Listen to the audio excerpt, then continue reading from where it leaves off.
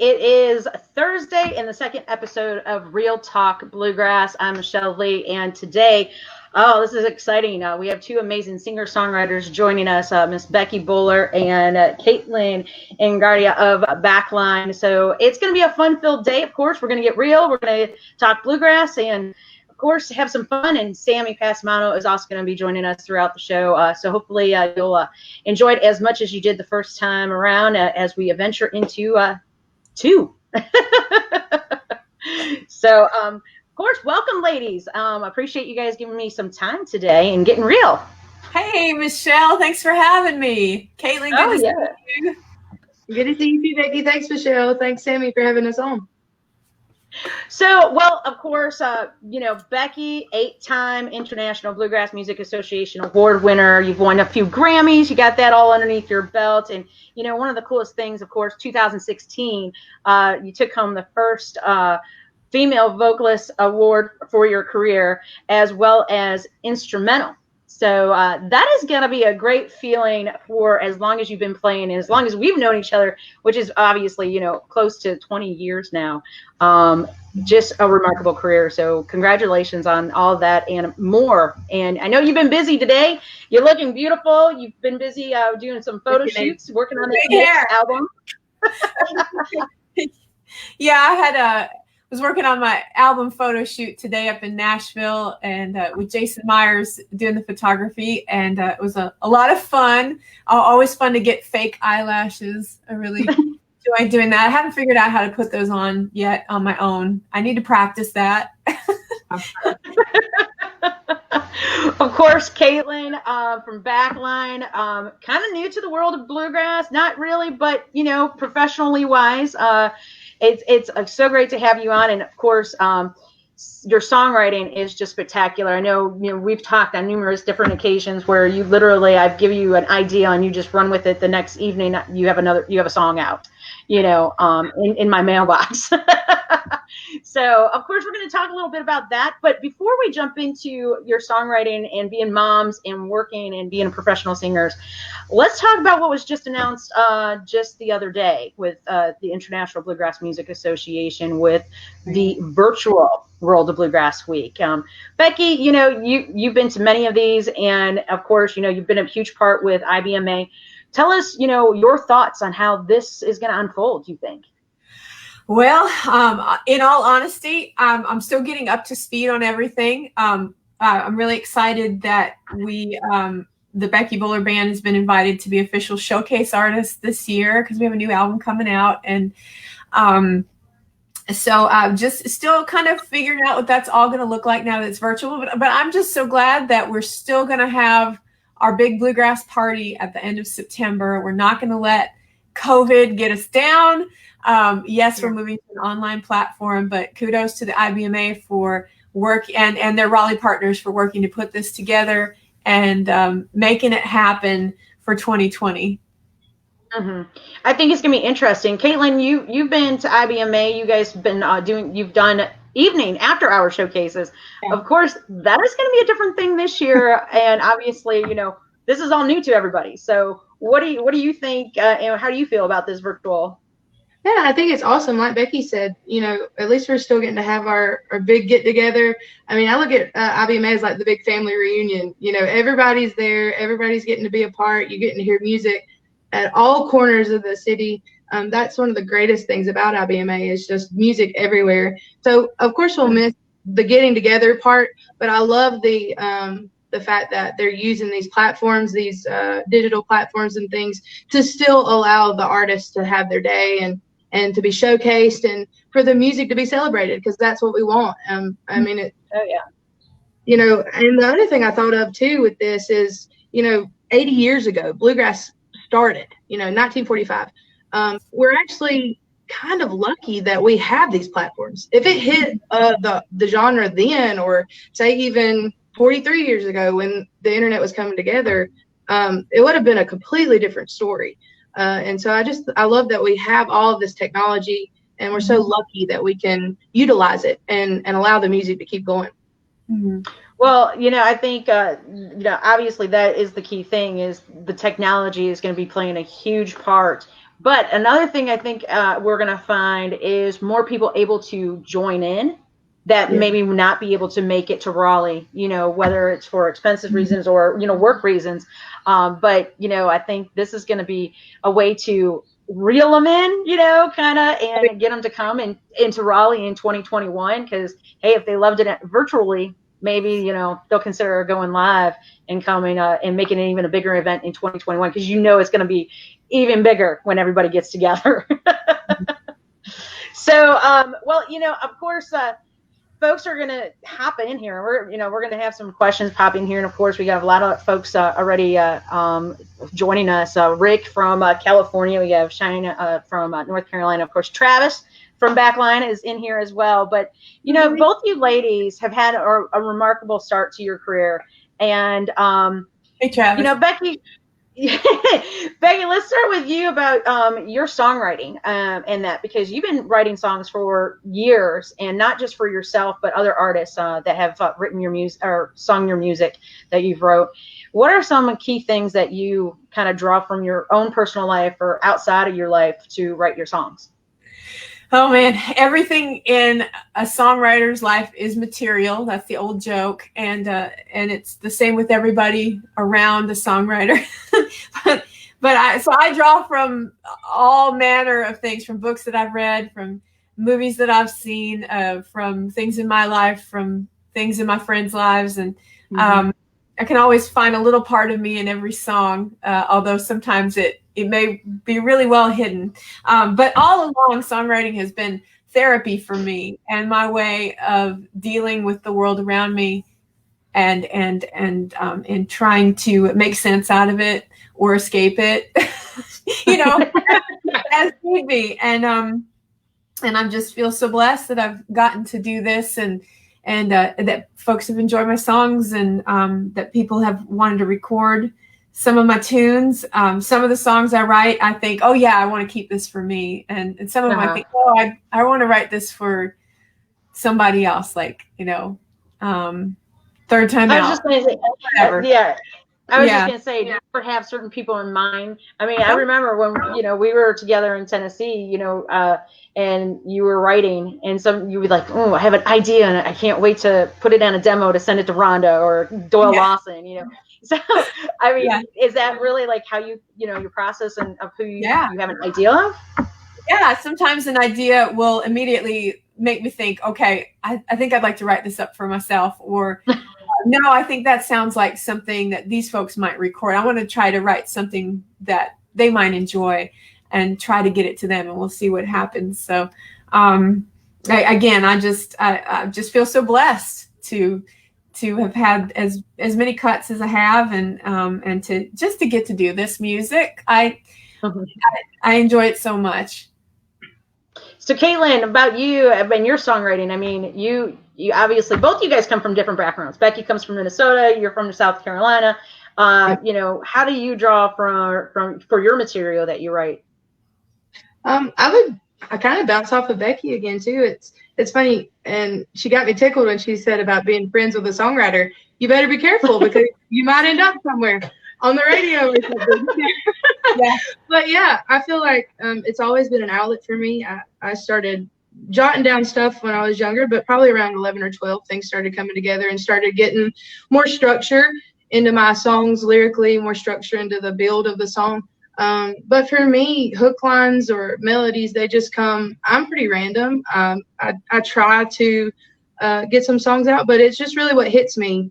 Something I might hear something or read something or feel something at that time, and just get an urge to sit down and write about it. And usually it comes with a lyric, and then a melody will follow. But sometimes it's melody first. You just never know. But definitely an outlet, definitely something to speak through. I'm not very in your face as far as, saying what I'm thinking or how I'm feeling. I'll cut up and go on all day long, but music is a way for me to put that on paper and to get it out of my system, and in a way that I can share with others and maybe help somebody else, Well, and Travis says he gives you all the ideas.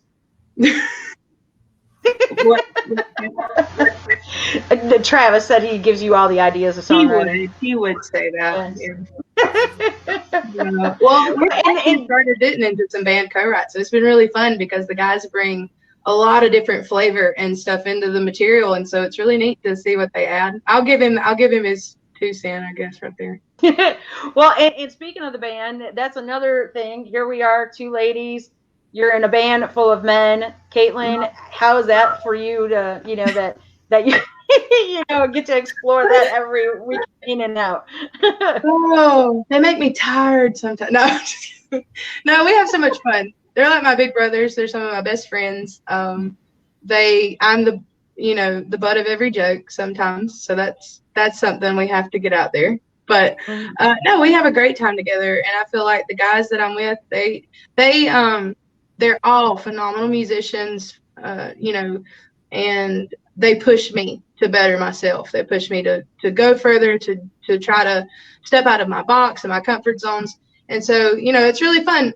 There are some times that I want to ring them up, but, we'll leave them alone. I need them too much. Well, and Becky, the same thing. I mean, you got a great stellar group of guys around you too. Yeah, they are so much fun, and they're all crazy, but they're all just really great people.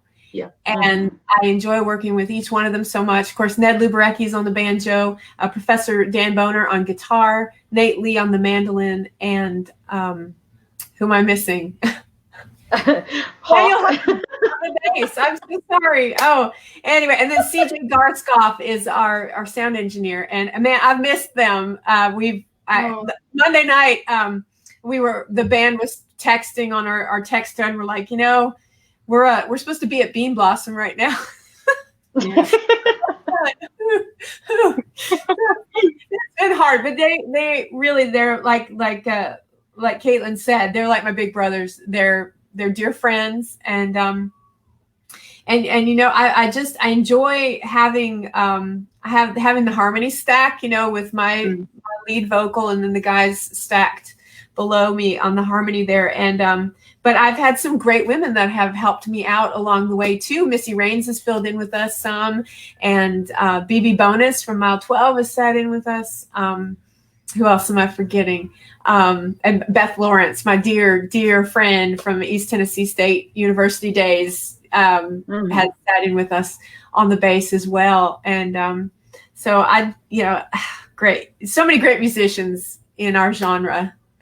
Right. Well, Rick is asking, I don't know if you ladies can see this, but Rick asked, is there ever a moment when you were writing a song or when you're that you would say, dang, this is going to be a hit? Ooh. Katelyn, you want to go first? I mean, I don't have that many hits, so I'm really new to the genre, like Michelle said, and the band, and so anything that I write, I'm throw it to the guys and see if they want to give them kind of first pick, see how they're feeling about it. But as far as thinking it's a hit, right now we have 2 singles we're cutting, and we're really digging them, and they're different than anything we've ever done. And so we feel like it's going to go over well, but you just never know. You never know what people are going to enjoy, what they're looking for. You never know how the charts are going to go, who you're going to be in the charts with, and who's dropping singles at what times and how they're going to run together and stuff. But I just enjoy writing music. I just enjoy performing and playing it. And at this point in the game, we're going on our 5th year together. We're just excited to be here and to be a part. I mean, so if it's a hit, we'll be ecstatic, and if it gets a little bit of chart play, we're ecstatic about that. We're just excited to make the music, And I think the bottom line is too that you've got to make music that you're passionate about. Yeah. And if you love it, then you can convey that love to the audience, and hopefully they're going to love it too, because they see how much you love it, and because they just love the song. And as a writer, I have to write stuff that I'm happy with, that I'm comfortable with. If I don't like it, then I'm not going to let it out there. But whether it's a hit or not, I don't know. But I always just write to try to please myself and think, I really like this. I'm happy with this, and I hope folks like it. Well, and the cool thing is too, and I don't know about you, Becky, but some of those songs that I've not always been, I'm like, oh, I'm not comfortable with that. I don't kind of like how that turned out. Years later, I might go back and look at it and change it to where it's like, okay, now that works. Okay, which is really funny about songwriting. You might have those that are just like, I don't know about it. And they sit in the vault for a while, and then you go around and polish them up, put a little bit of makeup on them, and they turn out pretty good. So. Exactly. I'm the same way. And sometimes you go back and you look at a song because you're looking at it through a whole lot more life. Mm-hmm. You lived all this much more life since you wrote that song, and you look back at it and you're like, oh, I need to say this and then make this better and flow better. And maybe we can do something with this song now. Sure. So I've done that with a song or two that's been recorded. Yeah. And I'm like, if I ever sing that myself, I think I'm gonna change that one word, because that'll be better. It's amazing how one word or a phrase, just a simple phrase, could just tweak and totally change the song, right? I mean, after especially you write it or getting ready to record it, and then you're like, wait a minute, let me tweak it here and that. But so another question about your recording songs, and we're going to have Becky start this one off because, well, like Katelyn says, she doesn't really have very many hits underneath her belt yet, and I say the word yet. So Erin asks, is there a song that you've recorded where you were surprised that it became a hit song? I'm going to say whether it was your own or a song that you wrote that somebody else made a hit. Yeah, well, I just the first one that pops just off the top of my head is my song "The Master's Garden." That was on my Little Bird album.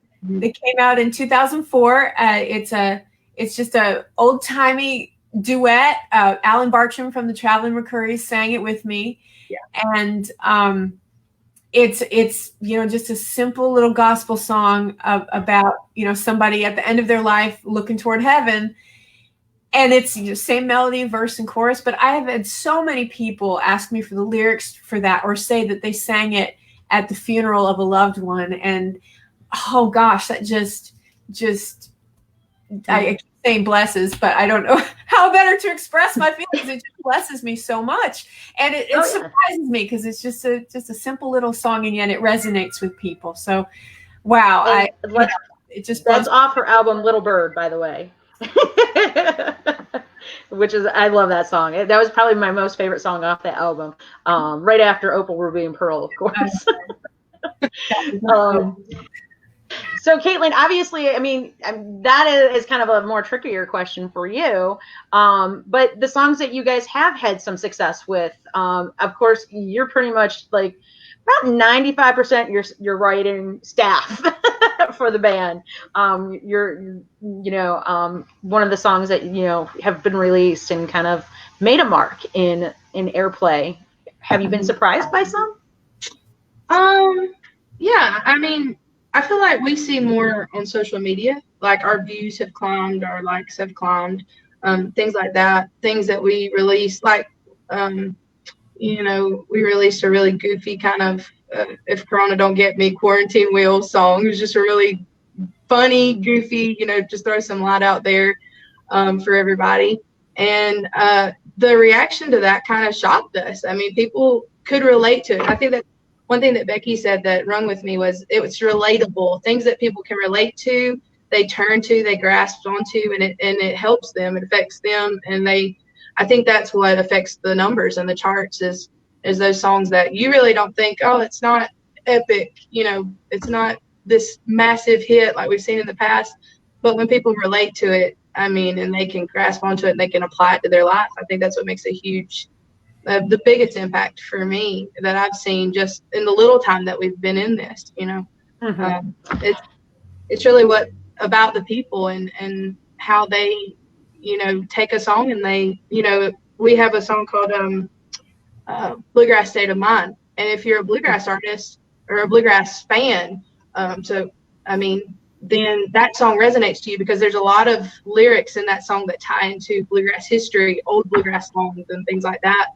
So I definitely think it's a relatability and man, I think where we are right now, because we're so new, everything's exciting. Yeah. I had a thought as Katelyn was talking, but I think the ultimate for a bluegrass songwriter is when you're walking through festival grounds at night and it's dark and they don't know you and you don't really know them, and you're just walking through and you hear somebody jamming on one of your songs. Yeah. To me, that's when a bluegrass songwriter has attained immortality. And that's the ultimate. That's the goal. You want people to be jamming on these songs. Yeah, for sure. So, okay, here we go. You guys are mothers at Boot. Becky is mother of 1. Katelyn, you're a mother of 2. And and Becky has a wonderful cat joining us as well. I love it. Let him out. Just a minute here. Okay. I love it. We're getting really real. Yeah. This is awesome. So, we gotta take care of everybody. That's Curly Ray Kitty, named after Curly Ray Klein. Love it. I love it. So I'm here in my music room. Obviously, everybody that's been following Becky, you've been on the road since pretty much ETSU days. Yeah. Right? Yeah, something like that. and obviously you got married as you've been working and performing and have your child and that. And Katelyn, you kind of pretty much your oldest is 5 now, right? So you already were about to begin everything. So how is being a mother during being a professional performer been for you? You can go ahead, Becky, if you want to start. I want to hear what you had to say. Wow. Well, when we first started, we had 1. Okay, we had Walker. When we first got started, he was 6 months old when I talked to him and was like, hey, I have this opportunity. What do you think? And so we kind of just dove off the deep end there and jumped in with the guys and just started working. And it's been really awesome. Probably Dakota's 2 now, so 2 years ago. So that'd be about 3 years in. I had another baby. We performed all that year. I was massively pregnant up until my due date. I had 3 weeks off, and then we started shows again right after I had her. So it's definitely a juggle. I think I'm not one to just sit back. I like to keep going. I like to keep moving. Dakota was probably my hardest pregnancy. But now having the kids and they get to travel with us, I take them a lot with me. My mom travels with me. She and my sister are huge helps, and Dom's mom. And now that they get to go with me, my kids love the music. They love the atmosphere. And so it's really fun to see how much that affects them, and to see them fall in love with the music that I fell in love with it at their age. Because my mom and dad took me to the festivals and stuff, So it's really cool. I was just actually going to ask you that. Yeah. Yeah. Well, that's great that you have that support network to help you and, folks that are willing to come on the road with you and help take care of the kiddos. That's a juggle. I've had some wonderful help down here, and my mom has come down from Minnesota. She'll come down she called me yesterday and she's like, IBMA's gone virtual, so I can't come down to watch Romy. Oh yeah. But my parents have been so super helpful. Jeff's family is here in Manchester, Tennessee, where we live, his hometown. And I've had some students, I'll take road nannies along. I've had some wonderful families that have been willing to let me bring their daughters along to watch my kids. My kid while I'm doing this, and I just, oh my gosh, that's huge that they would trust me with their kid, watch my kid. And the guys in the band have been very gracious about it too. I don't bring Romy often because she's now she's in public school, and it's just tough. It's a juggle, and especially during this time of quarantine, and it's summertime. I'm trying to figure out how to make sure that she has a good summer. She gets to have play dates with her buddies. Yeah. And swimming lessons. We're starting swimming lessons tomorrow. Just signed her up for dance. We're going to get into that. She did cheerleading this past winter, and she had a lot of fun with that. She was part of the Upwards program at our church. And so, but I've just been trying to okay, we need to have activities for her. How are we going to get her to and from, and then me go off on the road, Yeah. So it's been a juggle. And I feel like in some ways I've lived my life backwards. You're supposed to have your kids and then, do your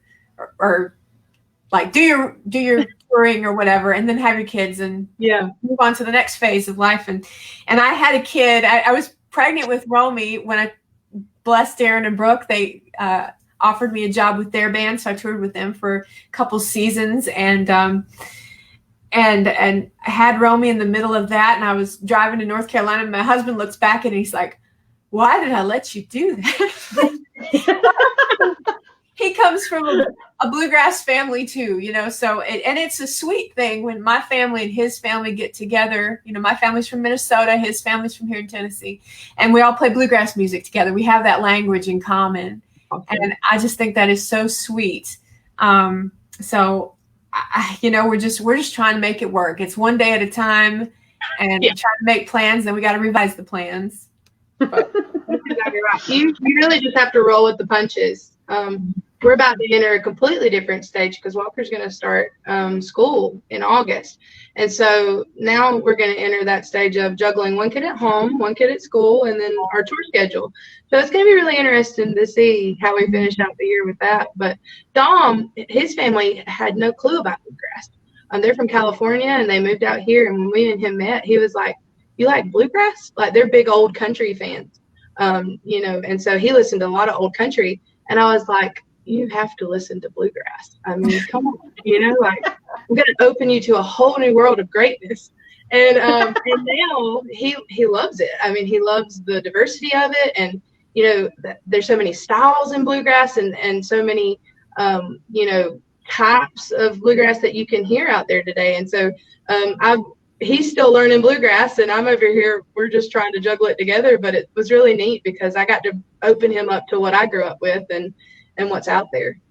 Mm-hmm. So, Becky, we have a question, of course, and I was going to ask this myself because with the COVID-19 and shows being canceled or postponed, that big Opry debut, do we know if and when that has been rescheduled? We do not. Thanks for asking, but we'll let everybody know just as soon as we get that back on the books. I've told the band, well, they called once.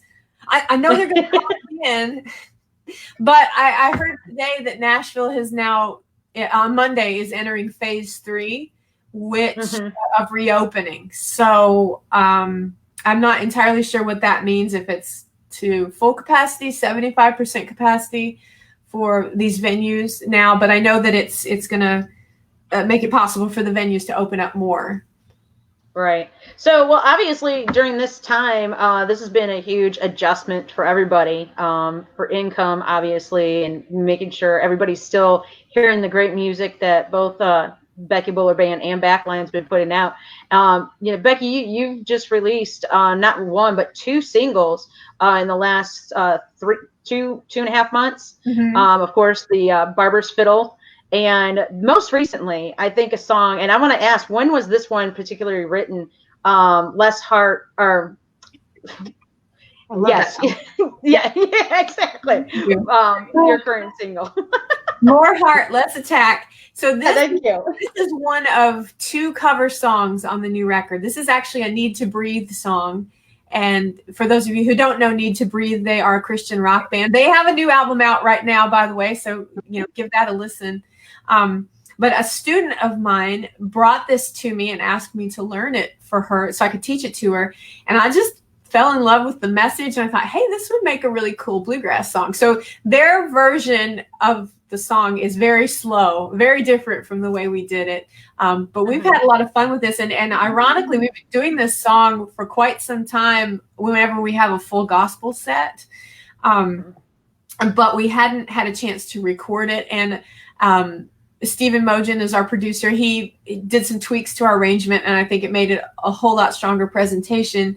And it's just, it's providence that we released it during this time. It's a message we need to hear. Anytime we need to hear it, but especially right now, be more heart and less attack. So please go over to my Facebook page. I just released a Quarren Jam version of this yesterday. So big kudos to CJ Garskoff, our sound engineer, for putting that video together for us. But please also check out the single. It's available wherever you grab your music. Yeah. And I'm glad y'all liked it. Thank you. I feel awesome. It was awesome. It came out during, kind of like this quarantine had really gotten rolling. And so I feel like it hasn't really gotten, a lot of a fair shake. But I see that people are playing it. Michelle, thanks for spinning it. We really appreciate it. So, Katelyn, you said you guys are in the studio as well, working on the next album, and that is, of course, the guys in the band. Give them a shout. I know, let's talk a little bit about your guys in the band. Of course, you've added some new members in the last 6 months. Yeah. As well. So we have me, and then, of course, there's Travis Tucker, who started the band. He's our dobro player. And then there is Mylon Williams, who is our mandolin player. And then you have Chris Williamson, who just came on with us. He's our new bass player. Used to be with Volume 5 for those Volume 5 fans out there. So we're lucky to have him. And then Mr. Kent White is our fiddle player, and he's on with us. And he's out of Winston-Salem, North Carolina. And he's been doing a killer job. We've been excited to have all the new guys come on. Mylon hasn't been with us very long either. So me and Travis are the only originals. I told him if he leaves me, I'm going to maybe cut him or something. He's like, don't leave me.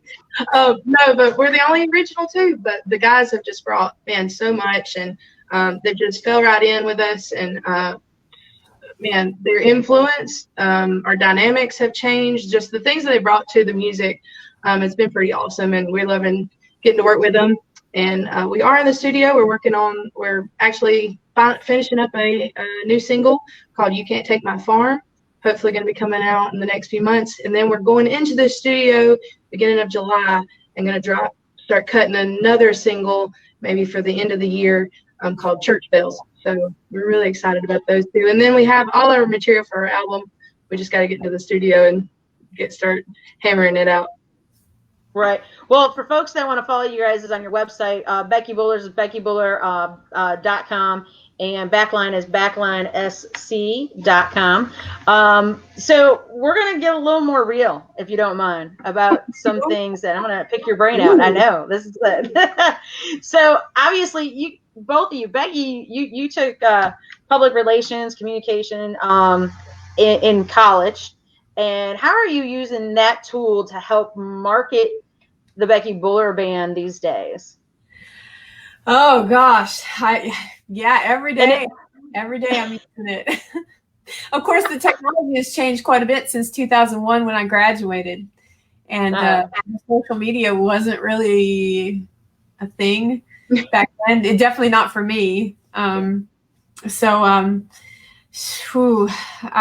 feel like I've fallen behind in the last few weeks with, posting stuff to my socials. Apologize for that. I've been doing a lot more teaching and doing stuff in the background, finishing up the record and things.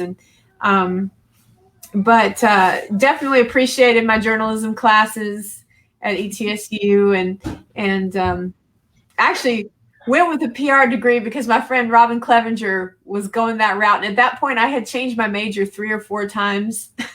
Well, that sounds like a good idea. I think I'm just going to do that and get this 4-year degree done in 5 years, and we'll move on. But it has been very helpful all throughout. In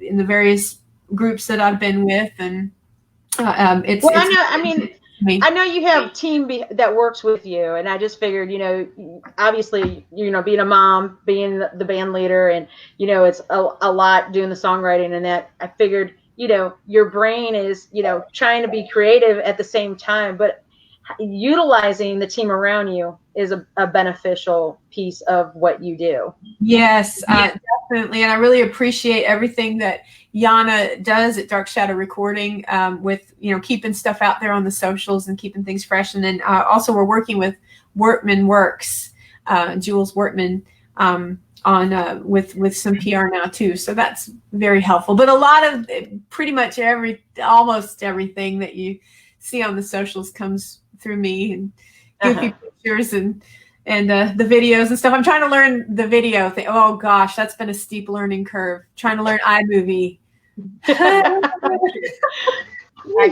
I remember when Becky was learning a lot about Adobe Photoshop and things like that. Both in the office, like going cringing, like, oh. Yeah. But I believe we have someone that's going to be joining us right now. Miss Lorraine Jordan. I think Sammy's going to bring her in that. So, Sammy, where are you with Miss Lorraine? Hey, Lorraine. Hey.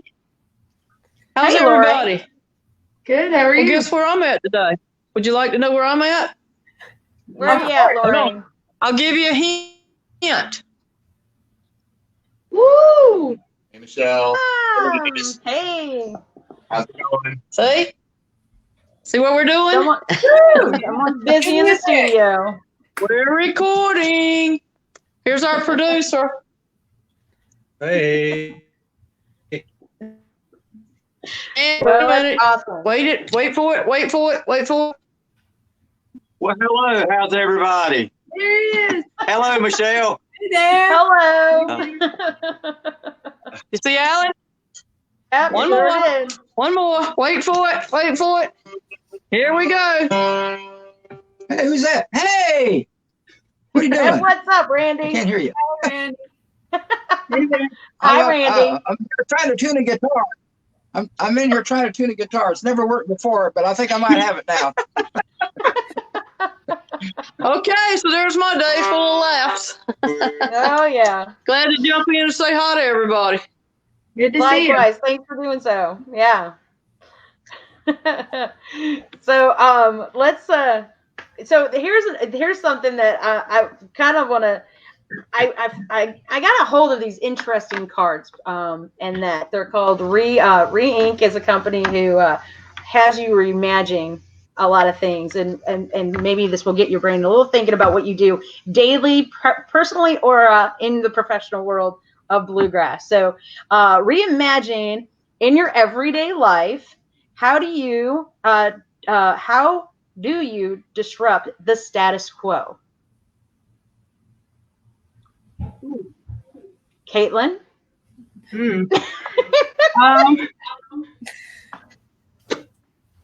Well, the status quo. I mean, my everyday life, I'm at home with my kids. To disrupt that, I go play music on the weekend. you do better than I'm going to do at this. No, I don't know. I guess to disrupt the status quo of the stay-at-home mom, I have 2 pigs. I mean, You have 2 pigs? 2 pigs, yeah. We have some pigs in a garden, yeah, and a dog. And what's like the a pig's mini names? Huh? What are your pigs' names? Piggy and Little Bit. They really stretched themselves there. Could you tell? Yeah. So I guess that's not normal. Would that not be normal? That's definitely disrupting something, but not for your life. That's a normal thing. Yeah. Man, for my life, just disrupting the status quo, being home to make supper. Oh, yeah. I mean, even through this through the quarantine and stuff, it's I've been trying to do so much that my husband's like, let's just go get takeout. But I love it when we can just sit on our back porch and have a meal, a home cooked meal. Oh yeah. Oh yeah. So okay. What's that? I said I've definitely cooked more since this quarantine started because I'm not going as much. So. And do you feel that you become a better cook? I think so. I hope so. Dom's not very picky though, so it doesn't help. Bless him. Well, Becky, how about bacon? I know Becky loves to bake. Oh, I do, and it's hard to find time to do that too. But Romy and I have made some cookies through this, and that's helped us. That's definitely helped our mental state. Yeah. Through the quarantine. Just the smell of cookies in the house is wonderful. It's healing. It's a balm in Gilead. There you go. There you go. I will say the chocolate mint cookie that you make. Yes, those are awesome. Is it a signature Every time Becky Bullard cookie? It's not my signature. Tom Selleck gave the recipe on Oprah years ago. Ooh. And one of my mom's friends got it and then, passed the recipe around amongst the families and called them Tom Selleck cookies. So Hey, if it's a Tom Selleck cookie, it's gotta be a chocolate cookie with an Andes mint melted on the top of it. Mm. Yes. Yeah. Oh yeah. Good. Every time I would leave Tennessee to come back to Ohio, Becky always made sure I had some of those for the ride. Always good stuff. So as we rediscover some things, this is another card off of the deck. I know this is fun. I love these things. They make you think. When you have felt a sense of belonging, how have you maintained it? That's rediscovering yourself. Miss Becky?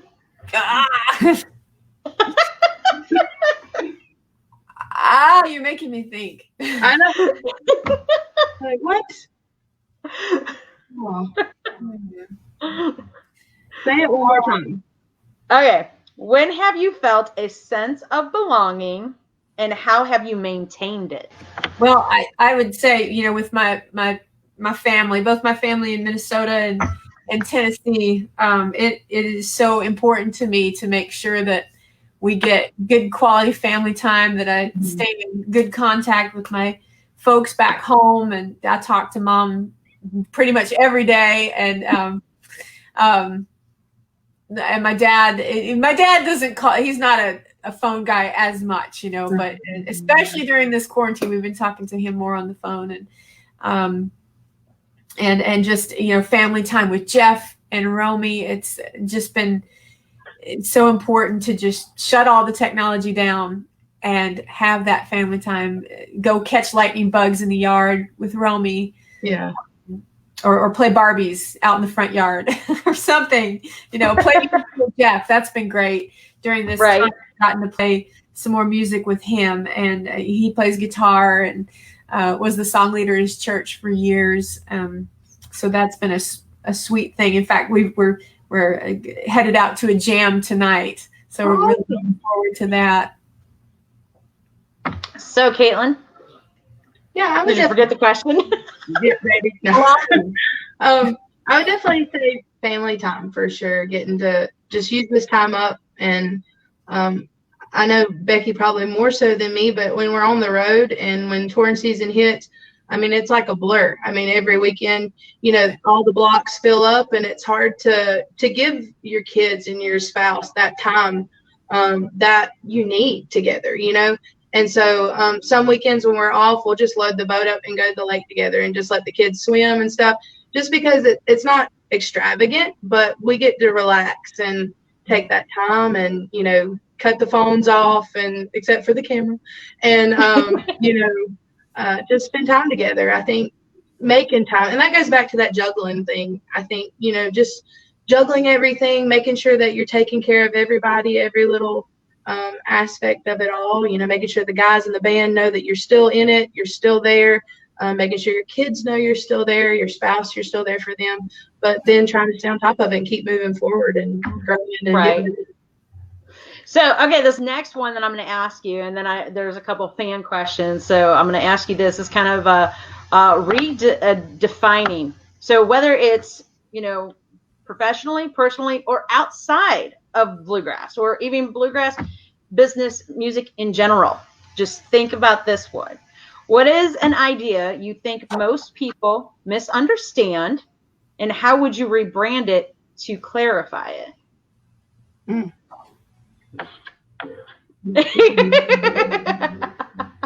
Goodness, Michelle. So I'm gonna give you what I've had presented to me from a listener for the last few months. A listener from Indiana sends in requests all the time into the Bluegrass Borderline, and she was curious about the top 10 that I do and how some songs end up on there and when songs don't. And so I had explained to her because she had a particular dislike to one of the songs that were in the top 10. So I had to just give her a background about the history of bluegrass and the different subdivisions of the genre of bluegrass. And it came off right after I got back from Leadership Bluegrass. So it was like really right there, high level for me to discuss. And, but, you have the traditional bluegrass music where you have, Bill Monroe, Ralph Stanley, J.D. Crowe.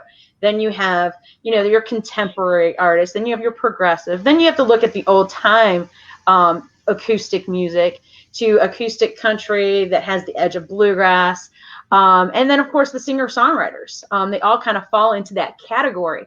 But one of the things, her most predominant part of the question was, well, that particular song has drums on it. And I said, well, if you go back and listen to the days of J.D. Crowe and New South with Keith Whitley and Ricky Skaggs, there's drums on it, And go ahead. Oh, Flat and Scruggs, Jimmy Martin. Yeah, exactly.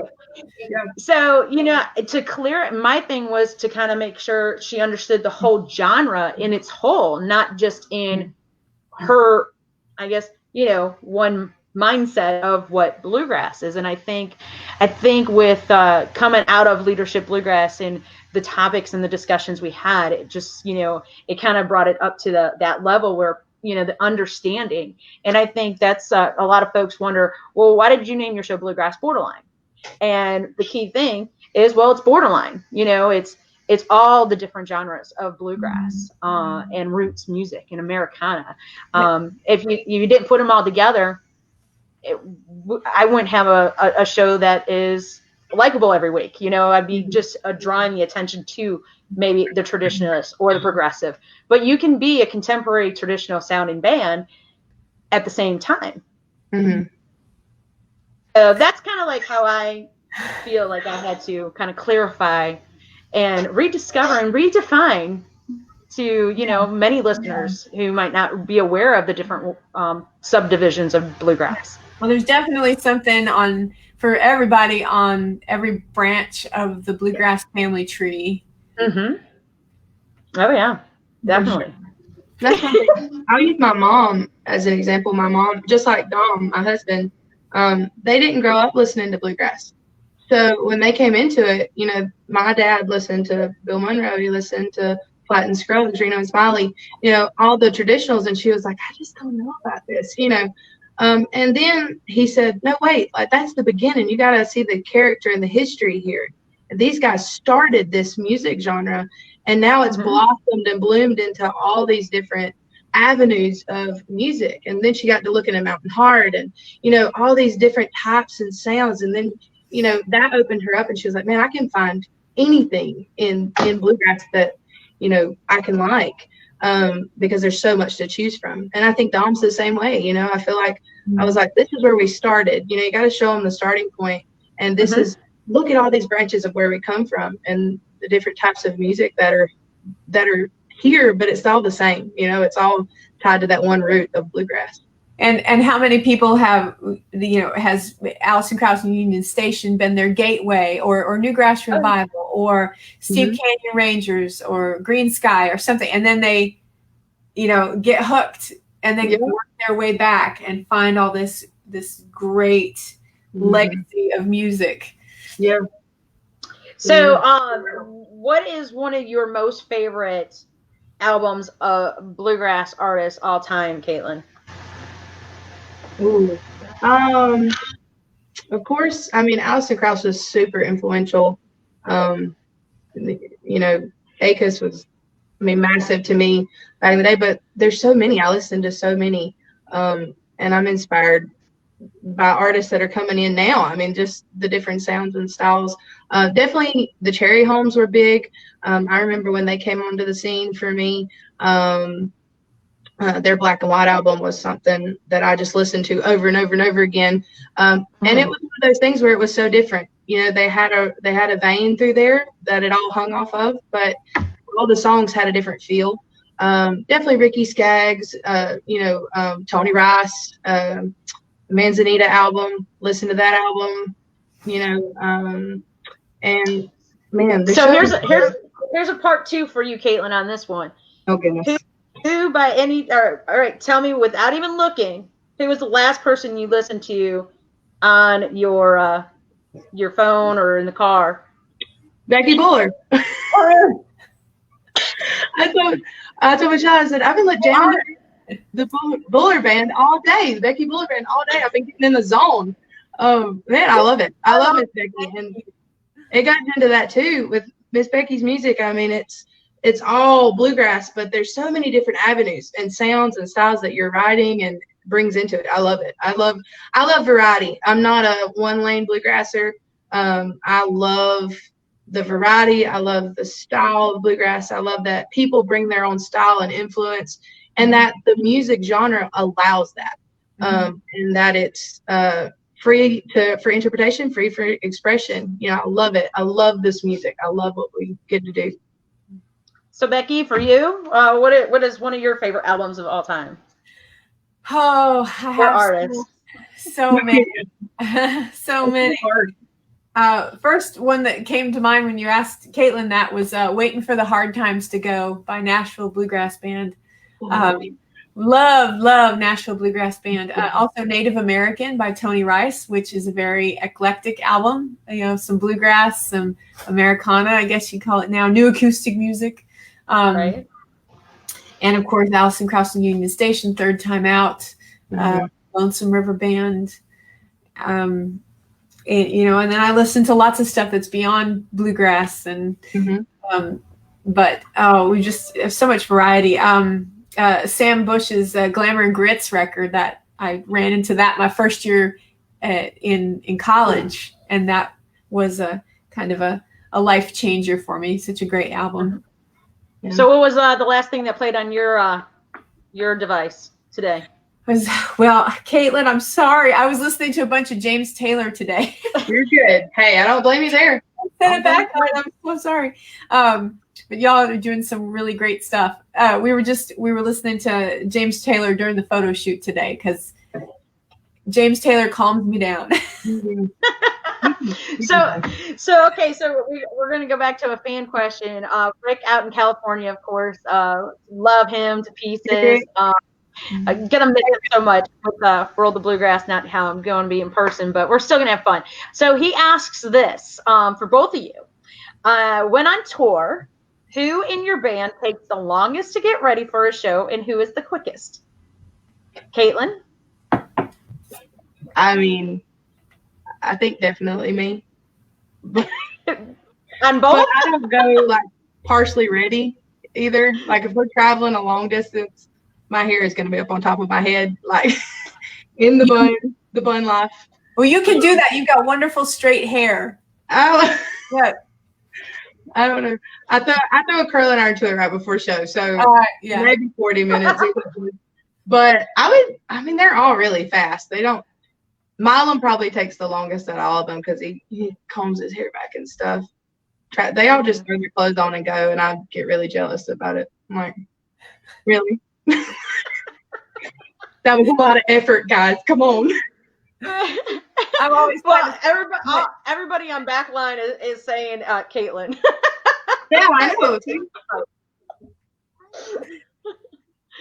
And Becky, are you going to follow suit?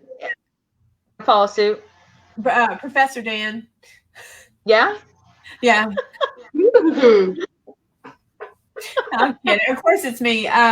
But I'm always trying to figure out, like, okay, I can do my makeup in the car. If I do my eyes in the hotel room and I do my hair, I can do the rest of my makeup in the car, and that'll let me sleep a little bit longer. Always trying to cipher it out. So, all right. So, for a show of something that stands out in your career, whether it was performing at a festival, performing, with obviously with a full lineup of artists, and or Becky, for you, I kind of throw this one where maybe you're not with the Becky Buller Band, maybe you're doing something and performing with the First Ladies of Bluegrass, which, by the way, Becky is part of because winning the first female to win her category, as well as Sierra Hall, Allison Brown, Missy Raines, and Mally Tuttle, who make up for Ladies of Bluegrass. Is there a show or a festival that you guys took part in that kind of stands out for you? Well, with Becky, my band, we'll go with you first.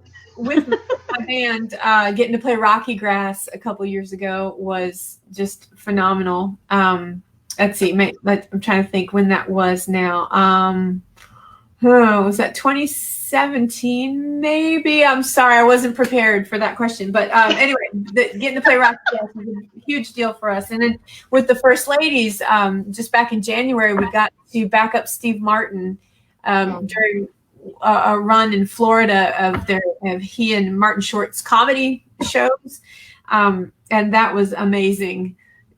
Just incredible to get to watch them work, and how they're just constantly working on the script and the jokes and tweaking things. And is that funny? What do you think? And it was awesome. It was awesome. And I'm supposed to be part of. Sorry, a question there. I'm supposed to be doing another show with them in September. Where this time it's not the First Ladies; it'll be Allison Brown and her Fairweather friends, and so I'm going to be part of that.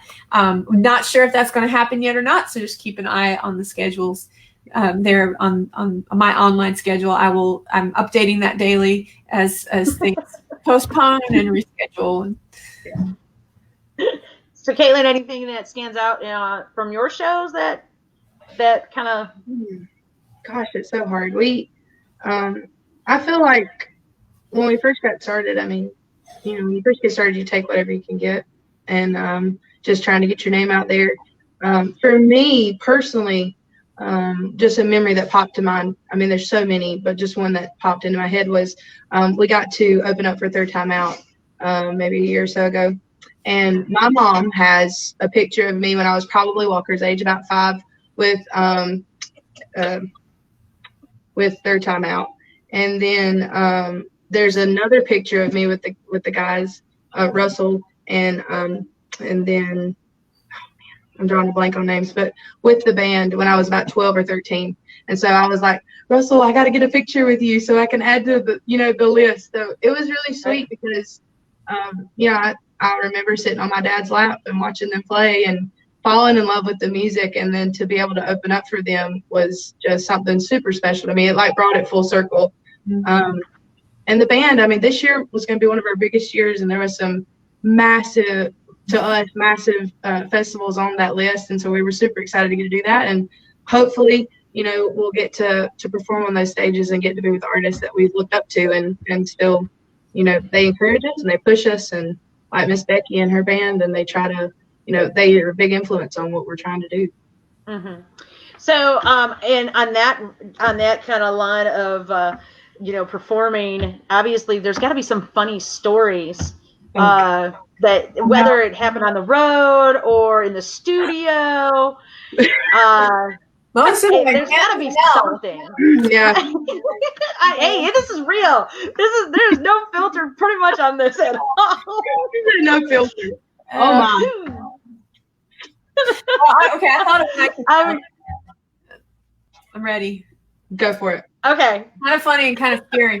So we were in Arizona for a festival, and I'm blanking on the town right now, but it was on like a rodeo ground, and there was the little trailer stage, here, and then backstage, and we needed to go up the hill to a workshop thing, and Daniel, our bass player, Daniel Harden, was standing here, and he was going, Becky,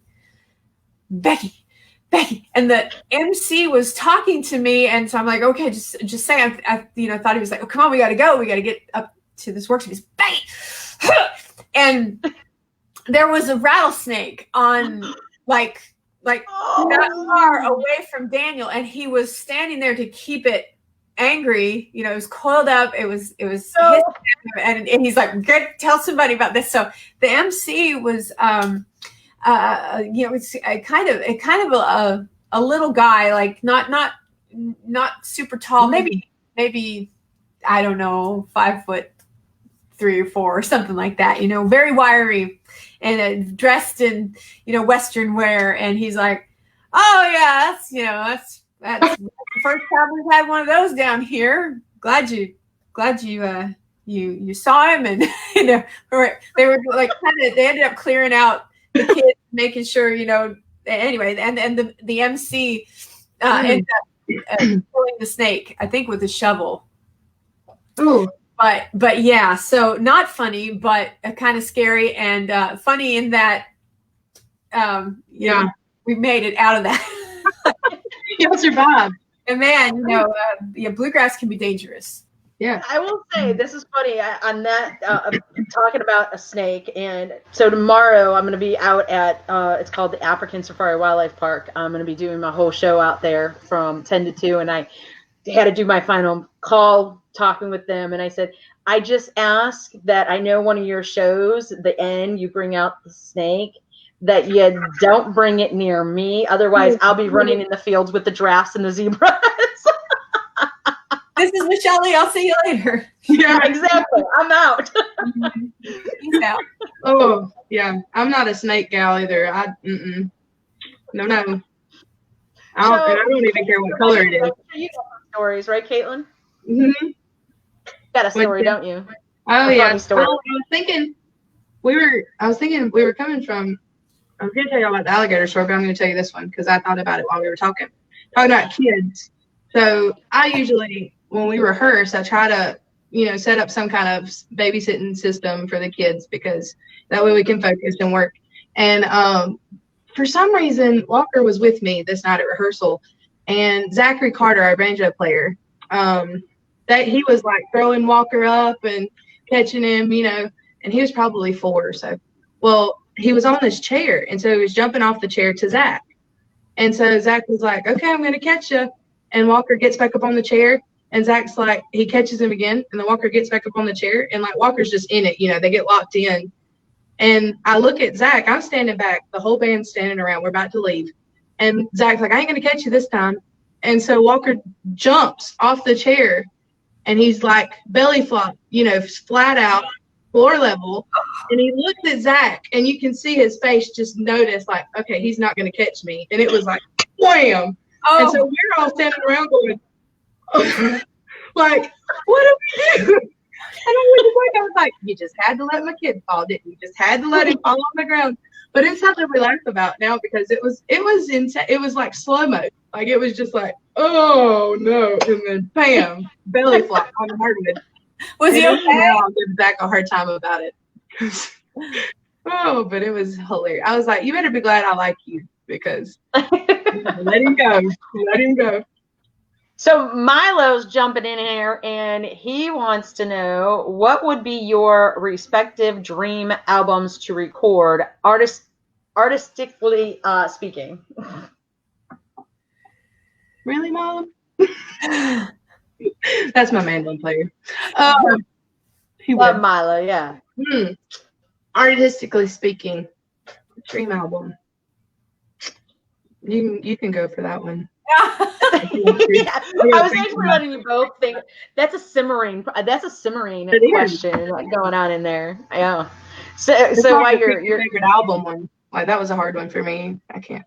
Oh, I can't. Is there okay? I'm gonna. How about, is there someone that you would love to co-write with that you haven't co-written with? Ooh. Becky?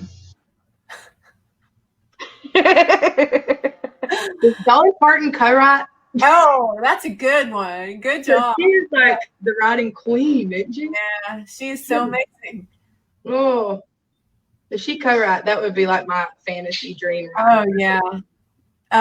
For me, James Taylor. And Daryl's Yeah. That's a good one too. Yeah. Gosh, that's so hard. There's so many What that is- put me on. So what is a festival that that you've not well, maybe you have played, but maybe what is one of your favorite festivals to go to Ooh. when you're not playing? That's so hard. It is hard. If I'm not playing, usually I'm home. I know. It's, Yeah. Oh gosh, there's so many good ones. So I remember the first, I think it was like my first year when I moved down to Tennessee, and of course still doing the show and everything, and I got offered tickets to go to Merle Fest, ooh. and Becky and I and a couple of our friends went. It was my first time going to Merle Fest, and that was a blast. Just seeing that whole setting, the stage I think that was just plus. Also kind of getting lost to where we were going at the same time. But I think that was a fun adventure, a festival that I never thought I would ever go to and get a chance to go to. I think that was one of my favorite ones. It's a good one for sure. And then the Minnesota Bluegrass and Old Time Music Association puts on a great festival in August every year. Actually, it's postponed this year. But hey, go back, y'all go check it out in 2021 at El Rancho Mañana in Richmond, Minnesota. Awesome. Yeah, that is a good place. I remember going there. One So of many the fun. show that you could probably relate to is the Mexican Bluegrass Festival. We just got actually, Yeah. that's a beautiful, beautiful location, and the lineup was so fun. That was the first time that we'd actually got to play in Ohio, and it blew our socks off. That's a fun It was stage. really fun. It is. It's an awesome setup. And the crowd is just like, they get you going for sure. It was super fun. There's so many good ones too. Oh, there is. There's so many you could. And just a plug for tomorrow. Let's see. Oh gosh, I'm going to get the radio station wrong, but I think it's Rick out there in California. Help me out. Eric Rice is going to be rebroadcasting our performance at Grass Valley, or the entire Grass Valley Festival from a few years ago on his show. I believe it's tomorrow. But anyway, check that out. Eric Rice on his Facebook page. It'll get you there. I think it's WVMR, but I just got that wrong. Anyway, Grass Valley, California Bluegrass Association, great festival, beautiful location under the pines. Oh, it's gorgeous. So obviously, Katelyn, you're going to be getting ready with Backline to do the Save Our Concerts series music festival, SOS, coming up in next week, right? Yeah, we're about to get you rolling here. We've been so lucky. I know Miss Becky can probably relate. All of our shows this year just falling, canceling, rescheduling. And for an artist, you get so ready once you get that break over with to get right back into the season. And we have been lucky enough to join up with Mr. Ernie Evans, who just now took over Norman Adams, the Adam Family festivals here in our part of the country. And he has kind of gone on a takeoff here to try to implement festivals that fall into all of the COVID-19 guidelines. And so we've been lucky enough to try to help him. And he's doing that with Evans Media Music Source, and they're called SOS Music Fest. So it's Save Our Summer Music Fest. And what he's doing is he's going into the open states that have low cases, low rates of the virus and things, and making sure to keep up with hotspots. And they're going to implement all of these COVID-19 guidelines, temperature checkpoints, things like that, social distancing as far as the audience is concerned. We're going to do 90-minute music sets so that they can disinfect and clean off all of the sound equipment that the artists use. So just taking extra precautions. It's going to be a little smaller set list. A smaller artist list that's going to be performing.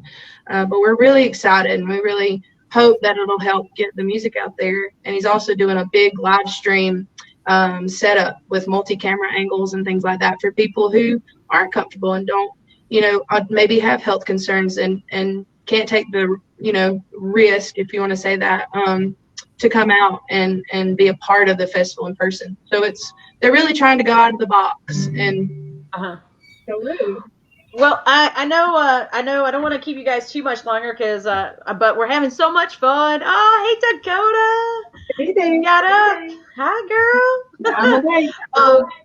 So Rick said it's KVMR out of Grass Valley, California. KVMR. I as soon as I said that, I was like, wait, W is east of the Mississippi, K is on the west. Thank you, Rick. KVMR. He's always there for us. He's always got our back. But I want to remind folks, of course, to follow Katelyn and Backline on Facebook. Also, your website, backlinesc.com, and Becky Buller and Becky Buller Band on social media, as well as BeckyBuller.com. But before I let you guys go, I have another wonderful, very deep thinking question for you. What is? Hey, I'm going to say, these are the awesomest cards ever. Free Ink is the company. Amazing. These questions make you really think. I'm telling you. This is off of one of the Renew cards. So share one thing you love about your career. Ooh. I changed one word because I didn't want to make everybody feel uncomfortable, but I went with career instead of what the other word was, which was body. And I rather just say, let's go with career. I like career. I mean, if we go with body, I mean, it's my hair. I'm sorry. I love my hair. Makes me think of that commercial. I think it was maybe like Dove soap or something a long time ago. What do I like about my body? My belly button. Or it's my smile. I mean, if you want to answer the actual true question, but I'm going to go with career. What is something that you love about your career? You can go. Katelyn? Katelyn, go ahead. Oh, you want me to? Go ahead. I would definitely say, the music, but the people too. I love it both. I love the people. We were thinking the same thing. I was thinking I've gotten to meet so many people all over the world. Yeah. That are, and so many musicians all over the world. And I just my husband keeps telling me, you're just so lucky that you've gotten to travel like you have. Yeah.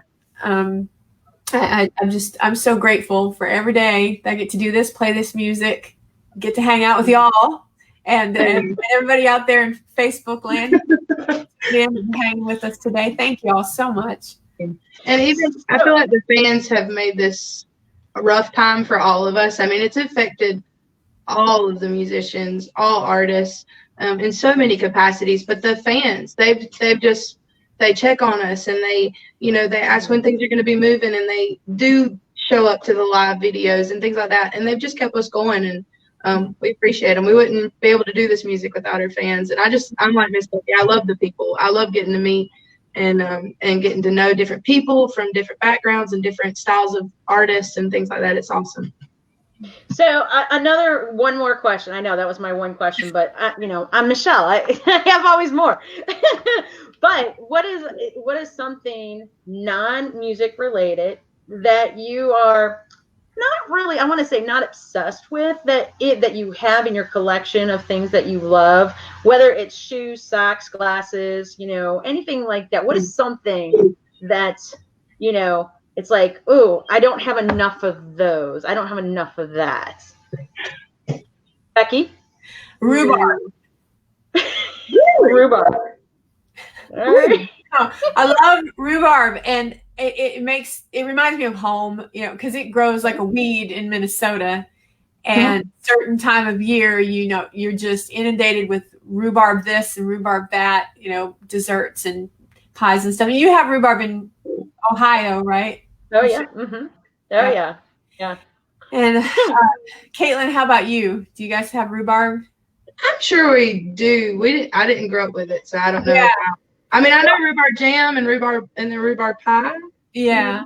Oh, yeah. I've heard about it. I've never had to try it. Got to try According it. to my father-in-law, who was almost 86 when he passed away back in January, he said that, you know, rhubarb used to grow down here in Tennessee, no problem. But you know, it's warmer now down here than it used to be, and so rhubarb doesn't do as well. But I've been trying to raise rhubarb in our yard, and I planted about 15 different plants around the yard to see, you know, what might make it. And I've got, let's see, 5 of them made it on the southwestern side of our house. They like it there. So they're clicking along. If they come back next year, I can start harvesting it. And there you go. Making some pie. Is that the shadier side of your house or the sunnier side? Shadier. Yeah. But they get. But you're a little shady. I tried to put them back in the full shade at the back of the yard, and they didn't like that. So they like a mix of shade and sun. So I've been doing the rhubarb report on my Facebook page every so often. I'll just post a picture of it and say it's still going, it's still here. It's amazing how many folks get into that. Oh man, how about you, Katelyn? Something that you got that? Okay, we just did a house remodel. We took some walls down maybe a year or so ago, and so since then, I am like loving succulents. This is fake because I'll probably kill the real ones, but it doesn't look fake, right? So, you have a whole collection of fake succulents. Yeah, well, for right now, that's what I go into the store and I'm like, I wonder if they have any new. You know, I look for them. The interesting thing is you got to be careful because when your fans find out, you're going to have a load of a vehicle load of them. I'm going to have to build more shelves. You have to put more shelves. No, I just think they're cute. Look at them. And I can't kill it. It'll just last like this. It'll look beautiful. True. That's the kind of house plants I need.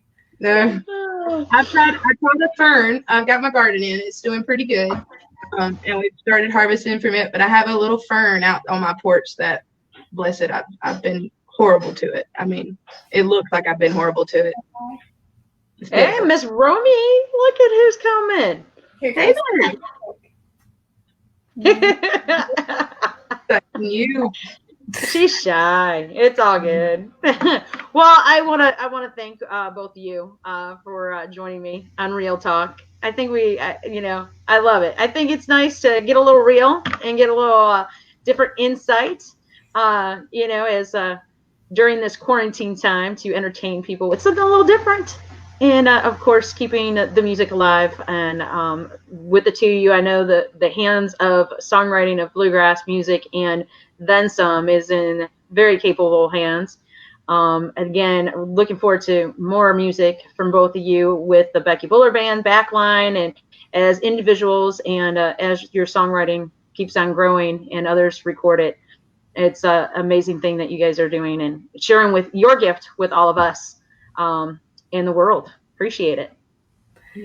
Oh, thank you, Michelle, for having us. Thank you for all that you do to keep Bluegrass on the air. And Katelyn, the very best to you and Backline. I can't wait to be on a show with you all real soon. Thanks. You too. Thanks, Michelle, for having us on.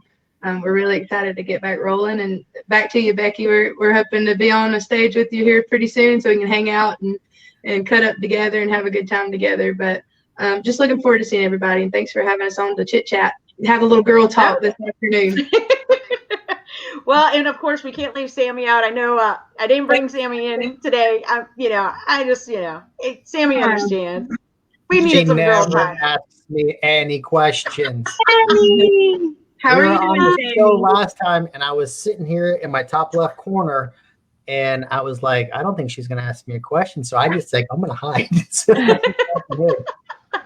But, of course, I want to mention Backline's newest and latest CD is Salem Town. Again, everybody check it out, backlinesc.com. Becky Buller's latest album is Crepe Paper Heart, but brand new music with 2 amazing great singles. And the upcoming album, of course, is going to be called Distance and Time, set for a July release from Dark Shadow Records. So check it out. Well, it's actually coming out in September now. We had to push it back, but we do have a new single coming July 17th. I'm sorry I didn't get that ahead of time, but please look for that new single on July 17th, coming to you real soon. No, it's going to be fun. So again, ladies and Sammy, thank you so much for making this happen. Again, for everybody who joined us and who joins us after we say our farewells. Thank you so much for giving us an opportunity to be real and talk bluegrass. And of course, we'll talk more about the IBMA virtual World of Bluegrass in the next few weeks, and hopefully we'll have some more surprising, fun activities to discuss. And all right here as we get real on Real Talk Bluegrass. Y'all that are interested in checking out a live music venue getting started up, just check out the SOS Music Fest. They have an SOS Music Fest Facebook page. The first show is going to be June 26th and 27th at the Lewis Family Home Place in Lincoln, Georgia. So check that out, you guys, and hopefully we'll get to see you there. And I believe that will be streamed live also on Bluegrass Music TV as well. Awesome. Look at